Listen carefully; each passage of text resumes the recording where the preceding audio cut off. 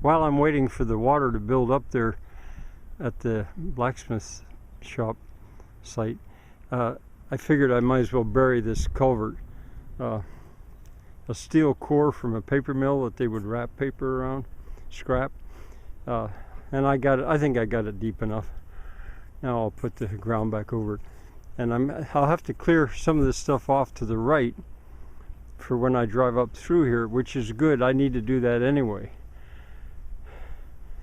So there should be no more getting stuck or nearly getting stuck down in there.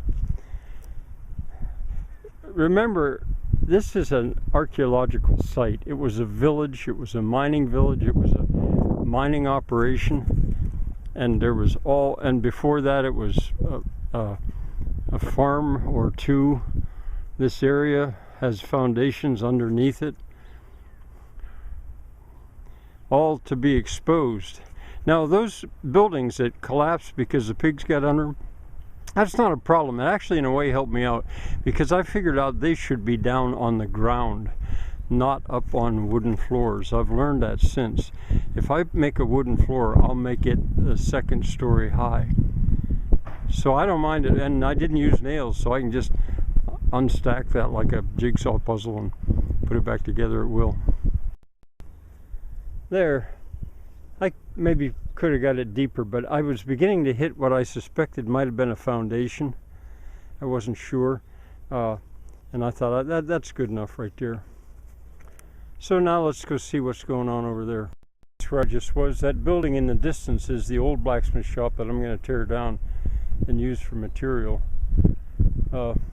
One of those roofs sticking up there is going to be the top of, there's two, I don't know if you can tell, it's going to be the top, the roof for this building, and the posts for it I'm going to get from up in the woods, because I started to build a folk hut up there and I have all the posts there. I was ready for the roof, but then the girl that thought she was going to overwinter there changed her mind and went with her boyfriend elsewhere, which was, they married. Anyway, it's been up there, and I think those posts are fine, they're the right size and everything, so I just got to build a bridge to get there. So I'll show you about that later. But right now, I'm going to see if I can establish some kind of a level plane, just the surface of a puddle, if nothing more. Those are the corners proposed.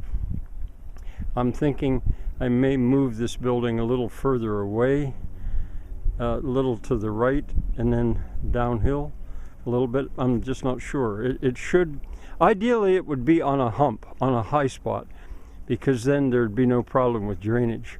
And maybe I can find a hump right out there that I can put it on.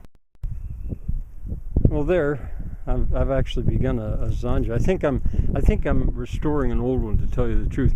But there was so much lumber stacked over this, old beams from my neighbor's barn that burnt down, hand-hewn chestnut beams, but charred.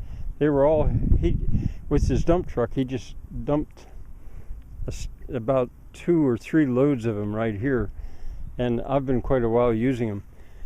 But anyway, it had the effect of killing off the vegetation. There was a tremendous crop of burdock in here and other stuff, but because of that, it's easy enough to dig, and also I'm fairly confident that Gabriel and I can make some kind of a little garden here. But where to place it? I'm really thinking down that way a little bit. I'll see after I come back and this has had more time to fill. Well, I cleared that lane up a little bit so I can actually drive it now with the pickup. And this has had about another half hour to soak in, so I think I'll take a spade to both ends and see what else I can learn here.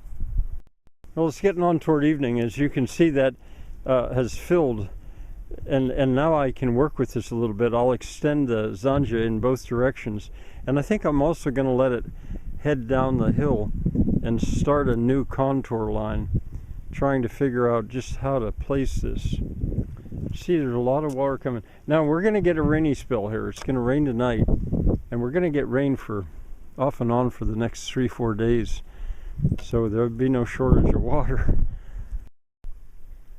There, I lengthened the zanja on both ends a little bit, and I also opened a hatch here.